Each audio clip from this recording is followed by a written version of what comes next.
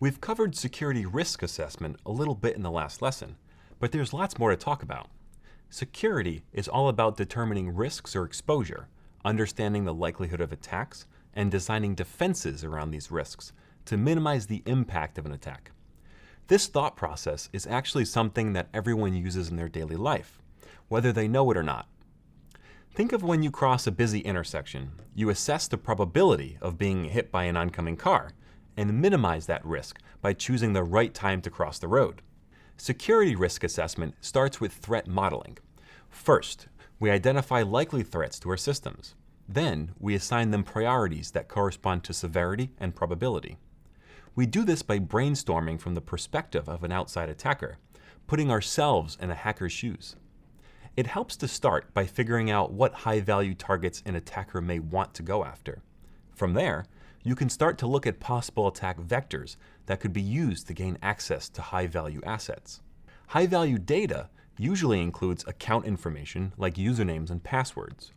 Typically, any kind of user data is considered high value, especially if payment processing is involved. Another part of risk measurement is understanding what vulnerabilities are on your systems and network. One way to find these out is to perform regular vulnerability scanning. There are lots of open source and commercial solutions that you can use. They can be configured to perform scheduled, automated scans of designated systems or networks to look for vulnerabilities. Then they generate a report. Some of these tools are Nessus, OpenVAS, and Qualys, which I've linked to in the next reading. Let me break down what vulnerability scanners do.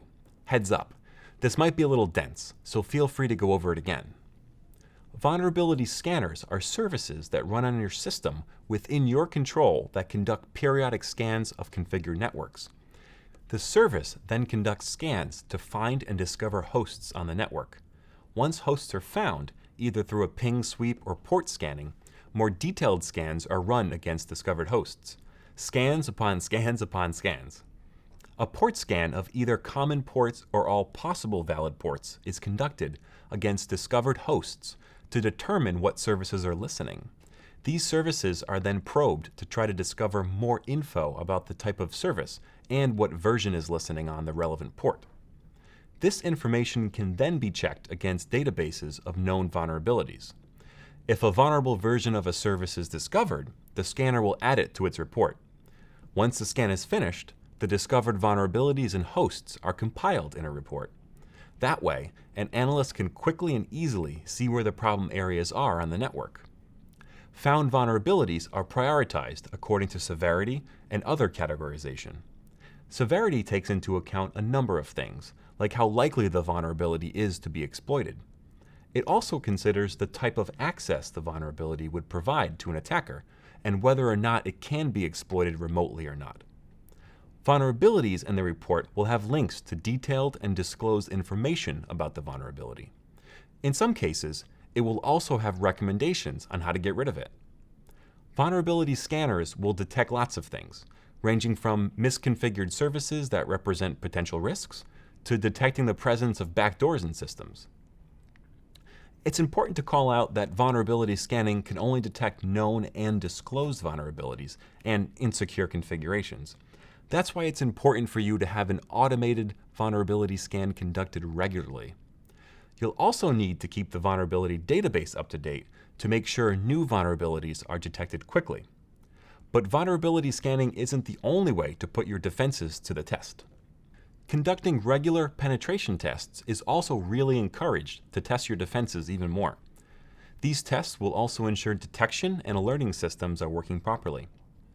Penetration testing is the practice of attempting to break into a system or network to verify the systems in place. Think of this as playing the role of a bad guy for educational purposes. This exercise isn't designed to see if you have the acting chops. It's intended to make you think like an attacker and use the same tools and techniques they would use. This way, you can test your systems to make sure they protect you like they're supposed to. The results of the penetration testing reports will also show you where weak points or blind spots exist. These tests help improve defenses and guide future security projects. They can be conducted by members of your in-house security team. If your internal team doesn't have the resources for this exercise, you can hire a third-party company that offers penetration testing as a service. You can even do both.